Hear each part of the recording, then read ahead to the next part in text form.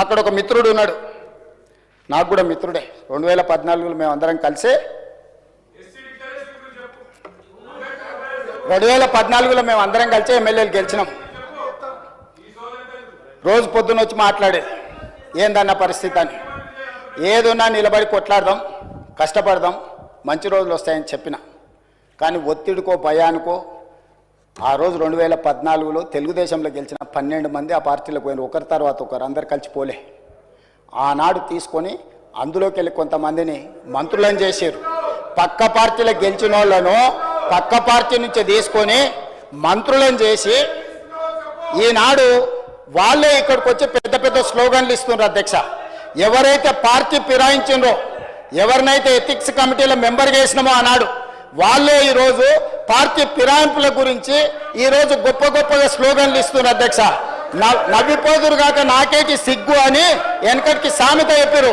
వీళ్ళని చూస్తుంటే నిజంగానే సిగ్గు అవుతుంది. అధ్యక్ష, అసలు స్లోగన్లు ఇవ్వడానికి అర్హత ఉందా అని. ఇది 2014 నుంచి 18. 2018 తర్వాత కాంగ్రెస్ పార్టీలో గెలిచిన ఎమ్మెల్యేలను తీసుకొని మంత్రులను చేస్తే ఆ మంత్రులే సీతక్కను అవమానించే విధంగా మాట్లాడుతున్నారు. అధ్యక్ష, అసలు ఏ మాత్రం ఒక్క క్షణం ఆలోచన చేసినా, ఒక్క క్షణం వాళ్ళు కళ్ళు మూసుకొని గతాన్ని తలుచుకుంటే తల వంచుకొని సభలో నుంచి నడుచుకుంటూ బయటకు వెళ్ళాలి. అధ్యక్ష, అట్లాంటి మీరు ఇట్లాంటి దుష్ట సాంప్రదాయానికి, ఇట్లాంటి దుర్మార్గమైన విధానానికి పునాదులు వేసిందే మీరే జాతి పితామహులు. ఇట్లాంటి దుర్మార్గమైన సంస్కృతికి మీరు వచ్చి ఊకదంపుడు ఉపన్యాసాలు, నీతిమంతులు, జాతిమంతులు, ఈ దేశాన్ని రాష్ట్రాన్ని ఉద్ధరించనిక పుట్టిన మహాత్ములు, మేము జాతి పితలమని ఇంతింత పొడుగు వాళ్ళే సర్టిఫికెట్లు ఇచ్చుకుంటారు. వాళ్ళ వ్యవస్థ ఎట్లుందంటే ఆ ఇద్దరు బాబామర్దుల్ని నా ఈపు నువ్వు గోకు జరిసేపు, నేను గోకుతా జరిసేపు అన్నట్టు ఉంది. అధ్యక్ష, వాళ్ళ ఈపులు వాళ్ళు గోక్కొని, బాబామర్దులు ఒకరిపు ఒకరు గోక్కొని వాళ్ళిద్దరు సమ్మగా ఉందని అనుకుంటారు. పాపం వీళ్ళ అమాయకులు, వాళ్ళు సమ్మగా ఉంటే వీళ్ళు సప్పట్లు కొడుతుర్రు. వీళ్ళ అమాయకత్వం చూసి నాకు ఏం చెప్పాలో అర్థమైతే లేదు. ఆడ బాంచు ఆడే ఏంది నిజామాబాద్లో ఏంది అది ఎమ్మెల్యే ఉన్నాడు కదా, మంత్రి ఉండే కదా, బాంచువాడే కాదు, బాలకొండ ఆయన జర మంచి ఆయనే అనుకున్నా. కానీ ఆయన కూడా ఇట్లా తయారయ్యిండు. అంతకుముందు కొంచెం ఏదైనా ఉంటే ఉన్నది ఉన్నట్టు మాట్లాడేటోడు. బాలకొండ ఆయన కూడా వాళ్ళతో చేరి సపోర్ట్లు కొడుతున్నాడు. ఎట్లా అధ్యక్ష? వాళ్ళ కుటుంబంకి కొంచెం గౌరవం ఉంది అధ్యక్ష. జిల్లాలో నాకు తెలిసి వాళ్ళ కుటుంబం గురించి గౌరవప్రదమైన కుటుంబం నుంచి వచ్చిన మీరు కూడా ఇట్లా తయారైతే సమాజంలో మన కుటుంబాలకు ఉన్న గౌరవం కూడా పోతుంది. దయచేసి ఇట్లాంటి తప్పుడు విధానాలను ప్రోత్సహించకండి. రూమ్లోనన్నా తలుపు మూసి చెప్పురి. వాళ్ళు పిల్లలు కోతికి కొబ్బరి చిప్పి ఇస్తే నాకడానికి గీకడానికి సరిపోయిందంట. వాళ్ళ పరిస్థితి అట్టుంది. పెద్ద ఆయనే వస్తలేడు, తాను జడిన కోతి వనమల్ల చేడిచాయని పెద్దలు చెప్పారు. ఈ 1-2 కోతులు కలిసి మొత్తం ఈ సభనంతా వనమల్ల చేడిచిన కథ తీసుకొస్తారు. అధ్యక్ష, దయచేసి ఈ పద్ధతి వద్దు, ఈ పద్ధతిని మార్చాల్సిందిగా చెప్పుకుంటూ, అదేవిధంగా అధ్యక్ష ఈరోజు నేను ఒకటే మాట చెప్పదలుచుకున్నా. పొంగులేటి శ్రీనివాసరెడ్డి గారైనా, రేవంత్ రెడ్డి గారి కుటుంబమైనా, ఇందులో ఎవ్వరున్నా ఈరోజు సిబిసిఐడి ముందర మీరు ఆధారాలు పెట్టండి. అధికారులు అందరూ సభకు రాని చంద్రశేఖరరావు గారిని మొదట రాజీనామా పెట్టించండి. సిగ్గు లేకుంటే మాటలు మాట్లాడతారు. సిగ్గులేని మాటలు మాట్లాడితే నాకు కూడా చికాకు వస్తుంది. అధ్యక్ష, సహనానికి కూడా అద్దు ఉంటుంది. 1,10 లక్షల జీతం తీసుకొని సభకు రాకుండా ఇంట్లో ఉన్నాయననేమో రాజీనామా చేయడంట, జీతం వాపసు ఇయ్యడంట. రోజు 18 గంటలు చేసి 4.5 లక్షల ఇందిరమ్మ ఇండ్లు కట్టించి ఈరోజు లక్షలాది దళితుల, గిరిజనులకు, ఆదివాసీలకు ఇండ్లు ఇచ్చి వాళ్ళ ఇళ్లలో, వాళ్ళ ఇండ్లలో వెలుగు, వాళ్ళ కళ్ళల్లో ఆనందం చూసే పొంగులేటి శ్రీనివాసరెడ్డి రాజీనామా చేయాలంట. సిగ్గుండాలి మాట్లాడడానికన్నా కొంచెమన్నా. అంటే మీరు చెప్పింది వినకపోతే మంత్రి రాజీనామా చేయాలనా? మీ తాతలు దిగొచ్చినా జరగదు. మీరు అనుకుంటారో మీరేదో అరుస్తే గోల పెడితే వింటారని. మీ సంగతి అంతా తెలుసు. మేనమావకు చెప్పినట్టు ఉంది పుట్టింటి గొప్పలు. గురువింద కింద ఎంత నల్లగా ఉందో తెలియదు. వాళ్ళ కింద ఎంత నల్లగా ఉందో నాకు తెలుసు. నేను మొత్తం చూసి వచ్చినాను అధ్యక్ష. ఇక నేను ఎక్కువ చెప్తే బాగుండదు, చిట్టా చెప్తే అసలు బాగుండదు. ఒకటే అధ్యక్ష, ఈరోజు నేను ఒక్క మాట చెప్పదలుచుకున్నా. రాజకీయంగా, ప్రతిపక్షంగా వాళ్ళ అంశాలు లేవనెత్తడం, నిరసనలు తెలపడం, ధర్నా చేయడం, వాళ్ళు ఈ రకంగా ఏ డిమాండ్ చేసినా ఒక్క నిమిషం కేటీఆర్ గారు దయచేసి వినండి, ఇది వినాల్సిన సందర్భం, దయచేసి ప్లీజ్ ట్రై టు అండర్స్టాండ్. ఏ అంశమైనా వాళ్ళు లేవనెత్తవచ్చు, ఏ అంశాన్నైనా ప్రస్తావించవచ్చు. ఎందుకంటే జడ్పీటీసీగా, ఎమ్మెల్సీగా, ఎమ్మెల్యేగా, ఎంపీగా అన్ని చట్టసభలలో నేను పనిచేసి వచ్చిన. చాలామందికి లైఫ్ టైం మొత్తం ఎమ్మెల్యేగానే ఉంటారు, కొంతమంది ఎంపీగా ఉంటారు. నేను స్థానిక సంస్థల నుంచి, కోఆపరేటివ్ సొసైటీస్ నుంచి చెప్పాలంటే వెనక్కి వెళ్తే అక్కడ నుంచి ఈ దేశంలో ఉండే అన్ని చట్టసభలు నేను చూసి వచ్చిన. ఏ చట్టసభలైనా గ్రామాలలో ఉండే సమస్యల మీద చర్చకు వినియోగించుకోవాలి. గ్రామాలలో ఉండే సమస్యనే నియోజకవర్గ సమస్య, జిల్లా సమస్య, రాష్ట్రం సమస్య, దేశం సమస్య. ఏ గ్రామంలో ఆ గ్రామంలో సమస్యలు పరిష్కరించుకుంటే దేశమంతా సమస్యలు లేని దేశంగా ఉంటుంది. అట్లాంటి ప్రయత్నాలు చేసేటప్పుడు మీ దృష్టికి వచ్చిన వాటిని మీరు వేటినైనా ఇక్కడ ప్రస్తావించవచ్చు, మీరు మాట్లాడవచ్చు, మీరు డిబేట్ చేయొచ్చు. డిబేట్ చేసిన తర్వాత ప్రభుత్వం ఒక నిర్ణయానికి వస్తుంది. నిర్ణయానికి వచ్చిన తర్వాత we have to move forward, next అంశానికి వెళ్ళాలి, నెక్స్ట్ అంశం ప్రస్తావించాలి. మేము అన్నట్టే ఈ ప్రభుత్వం నడవాలి, మేము చెప్పినట్టే ఈ మంత్రులు, ఈ ముఖ్యమంత్రి వినాలి అనేది ఇది అహంభావము, అహంకారము, దుర్మార్గమైన ఆలోచన. ఆ ఆలోచనను మీరు ఉపసంహరించుకోండి, మీ ఆలోచనల నుంచి మీరు తొలగించుకోండి. మీరు అందరు కూర్చోండి, ఒక్క నిమిషం.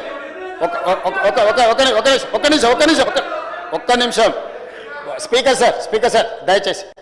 ఇప్పుడు తల్లిదండ్రులు, వయసు మీద పడిన తల్లిదండ్రులకు సంబంధించిన చర్చ జరుగుతుంది వాళ్ళ రక్షణ కోసం. ఖచ్చితంగా ప్రతిపక్షానికి మైక్ ఇవ్వండి, ఎంతసేపు మాట్లాడతారో మాట్లాడమనుంది.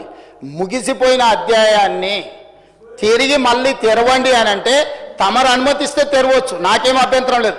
ఈ సభ మీది, ఈ సభలో ఉన్న ప్రతి సభ్యుడి హక్కులను కాపాడే బాధ్యత మీది. వాళ్ళతో పాటు నేనైనా, కడియం శ్రీహరి గారైనా, ఇక్కడున్న బట్టి గారైనా ఈ సభలో సభ్యులం. అందరి సభ్యులకు ఒకే రకమైన హక్కులు ఉన్నాయి. ఆ రకమైన హక్కులను కాపాడాల్సిన బాధ్యత తమరిది. ఒకవేళ నిజంగానే ప్రతిపక్షం చేసిన డిమాండ్ను ఒకవేళ అది రీజనబుల్ అని తమరు భావిస్తే, తమరు అంశాన్ని తిరిగి చర్చకు చేపడితే మాకు ఎలాంటి అభ్యంతరం లేదు. తమరు అది కాదు చర్చ ఇది జరగాలని తమరు ఆదేశిస్తే ఏ సభ్యులైనా సభ లోపల వినాల్సిందే. ఇది చట్టము, ఇది సాంప్రదాయము, లెజిస్లేటివ్ ప్రొసీజర్స్, ప్రాక్టీసెస్. దీనికి విరుద్ధంగా చైర్ను డిక్టేట్ చేసే ఈ డిక్టేటర్షిప్ ఎక్కడి నుంచి వచ్చింది అధ్యక్ష? పైనుంచి కిందికి ఆదేశాలు వస్తాయి, కింది నుంచి పైకి ఆదేశాలు వస్తాయి. అధ్యక్ష ఒకసారి చెప్పండి, ఎక్కడి విధానం ఇది? ఎక్కడుంది? ఇన్నేళ్ళ అనుభవం ఉంది అంటారు, ఇన్నిసార్లు గెలిచినాం అంటున్నారు. ఇన్నేళ్ళ అనుభవం ఉండి ఇన్నిసార్లు గెలిచి ఇన్ని రోజుల అధికారంలో ఉన్న మీకు ఈ కనీస పరిజ్ఞానం కానీ అవగాహన కానీ లేదా? ఉన్నా కూడా మీరు కళ్ళు మూసుకొని వ్యవహరించాలనుకుంటే సమాజం అంతా గమనిస్తుంది. దయచేసి స్పీకర్ సార్ మీరు ఆదేశాలు ఇవ్వండి, వాళ్ళని కూర్చోమనండి. వాళ్ళు కూర్చున్న తర్వాత వాళ్ళు ఏం మాట్లాడదలుచుకుందో, ఏ సభలో ఏ అంశం చర్చ జరుగుతుందో ఆ అంశం మీద మీరు చర్చకు అనుమతించండి. లేదు మీరు అన్ని చర్చల్ని వాయిదా వేసి వాళ్ళు అడుగుతున్న దాని మీదనే తమరు ఒకవేళ అనుమతిస్తే తమరు అనుమతి ద్వారా ఎవరైనా మాట్లాడవచ్చు. తమ అనుమతి లేకుంటే ఎవరు మాట్లాడడానికి వీల్లేదు. ఈరోజు నేను తెలంగాణ రాష్ట్రానికి ముఖ్యమంత్రి ఉన్నా, ఇంతమంది సభ్యులు మాట్లాడుతుంటే మీరు వాళ్ళందరికీ అవకాశం ఇచ్చినప్పుడు నేను మౌనంగా ఉండి, నాకు అవకాశం ఇచ్చినప్పుడు ఇప్పుడు నేను మాట్లాడుతున్నాను. ఇది విషయం. ఇక అసలు విషయానికి వస్తున్నా అధ్యక్ష. కడియం శ్రీహరి గారు కేసీఆర్ గారికి సరిసమానమైన ప్రజా జీవితంలో నుంచి వచ్చిన ప్రజాప్రతినిధి. ఎవరు కూడా నేను ఆన్ రికార్డ్ నేను చెప్తున్నా, కడియం శ్రీహరి గారి నిబద్ధతను, నిజాయితీని ఈ దేశంలోనే ఎవరు ప్రశ్నించజాలరు. నిజాయితీతో కూడుకున్న నిక్కచ్చిగా వ్యవహరించే ప్రజాప్రతినిధి. ఎన్నో మంత్రి పదవులు చేపట్టిన అవినీతి మచ్చలేని మంత్రిగా పనిచేసాడు. ఒక సీనియర్ లెజిస్లేటర్ను పట్టుకొని అధ్యక్ష రాజకీయంగా వాళ్ళకి ఏమైనా అభిప్రాయం ఉండని, రాజకీయం పట్ల వారికి ఏమైనా వ్యతిరేకత ఉండని నేను ఇవన్నీ మాట్లాడదలుచుకోలే. నేను ఒకటే అడగదలుచుకున్నా, హరీష్ రావు గారిని, కేటీఆర్ గారిని, మీ సభ్యుడు వ్యవహరించిన తీరును మీరు సమర్థిస్తున్నారా? సభలో ఈ రకమైన వ్యవహార శైలి ఈ సభకు మంచిదా? ఒక సీనియర్, అతను దళితుడా, అతను గిరిజనుడా అనే నేను ప్రస్తావిస్తలేను.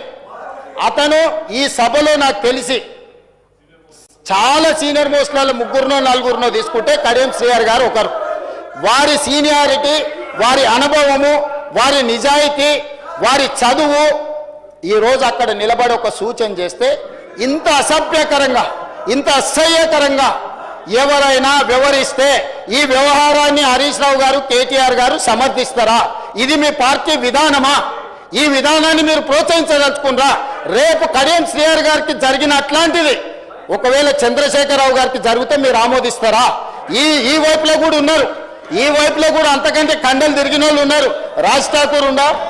రాజ్ ఠాకూర్ ఒకసారి నిలబడు. మా దగ్గర కూడా కండలు తిరిగిన వాళ్ళు ఉండరు అధ్యక్ష. తిరిగేసి ఆన్నే బోర్లేసి కొట్టనికి ఒక్కటేసారి తిరిగేసి కొట్టనికి ఉన్నారు అధ్యక్ష. కానీ ఇక్కడ కుస్తీలు కొట్టడానికి రాలే అధ్యక్ష. విఘ్నత ప్రదర్శించడానికి, అవగాహనతో మాట్లాడడానికి సభలోకి వచ్చినాం అధ్యక్ష.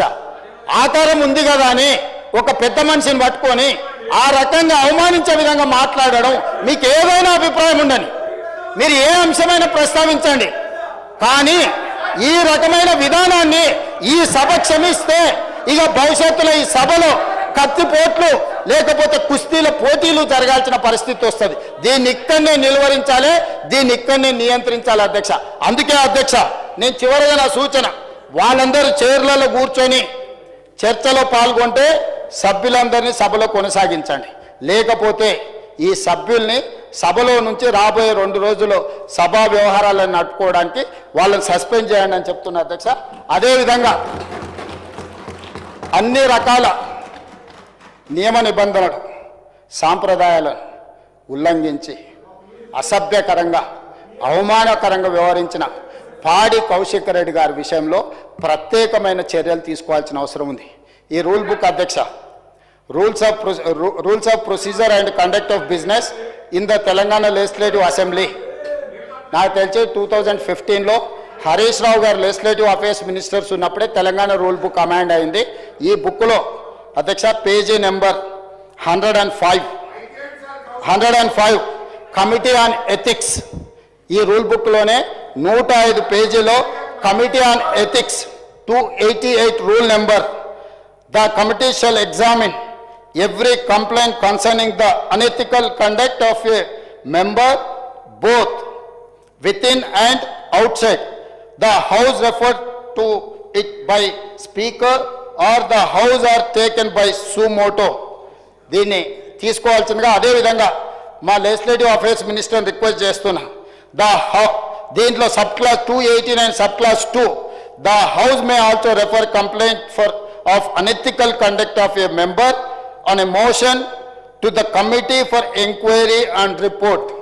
అధ్యక్ష నేను ఒకటే మాట, డైరెక్ట్గా మా సభ్యులు వారు చేసిన విధానాన్ని, వారు వ్యవహరించిన తీరును చూసి శాసనసభ సభ్యత్వాన్ని రద్దు చేసేయడని మా వాళ్ళు మాట్లాడి, నేను అట్లా నియమ నిబంధనలకు వ్యతిరేకంగా చర్యలు తీసుకోమని నేను అడిగాను. ఇది కమిటీ ఆన్ ఎథిక్స్కి వారి వ్యవహార శైలిని, ఈ సభలో అన్ని కెమెరాలు ఉన్నాయి, ఈ కెమెరాలలో వారు వ్యవహరించిన తీరు మొత్తం రికార్డ్ అయింది.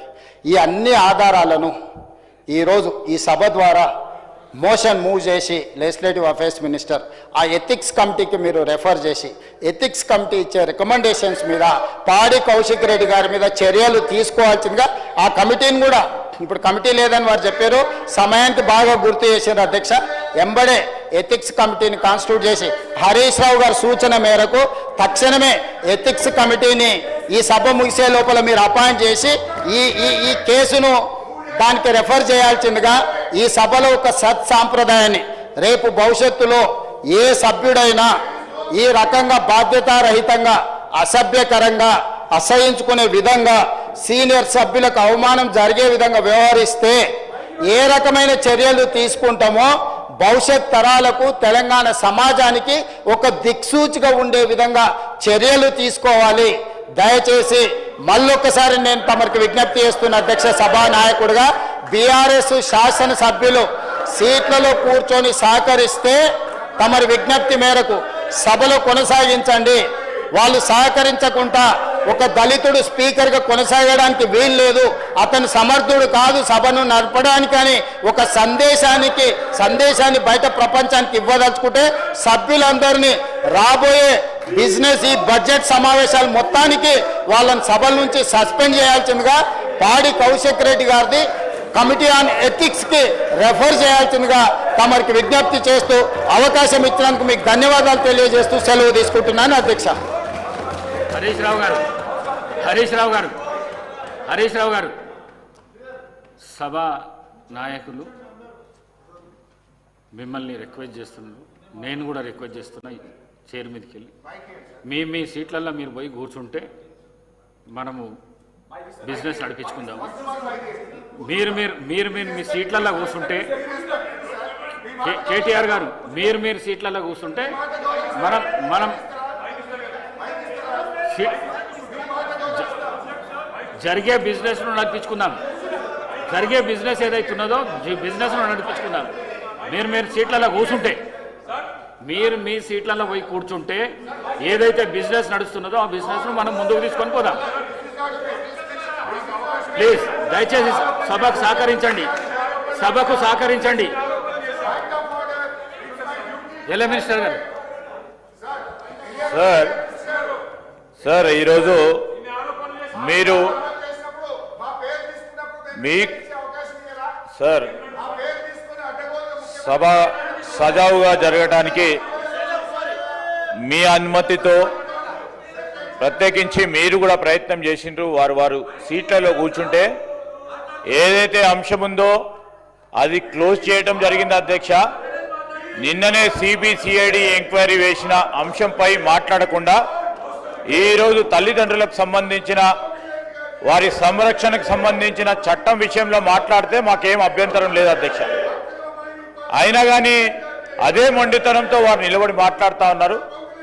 మరి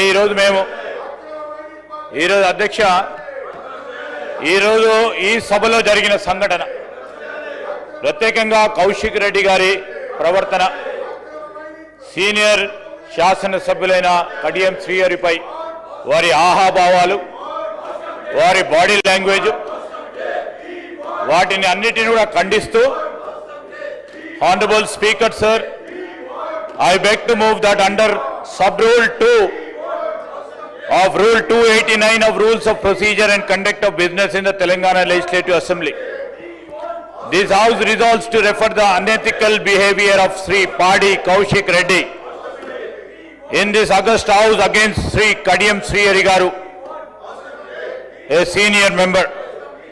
This matter may be referred to the Committee on Ethics to examine thoroughly and recommend further necessary action. Adhyaksha. Motion moved.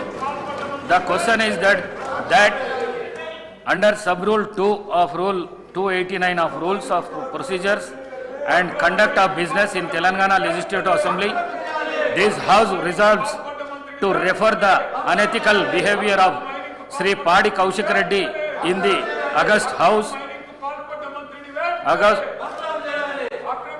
Sri Kadiyam Sri Hari, a senior member. This matter be referred to the Committee on Ethics to examine thoroughly and recommended further necessary action. Those who are for the motion, please say ayes. Those who are against,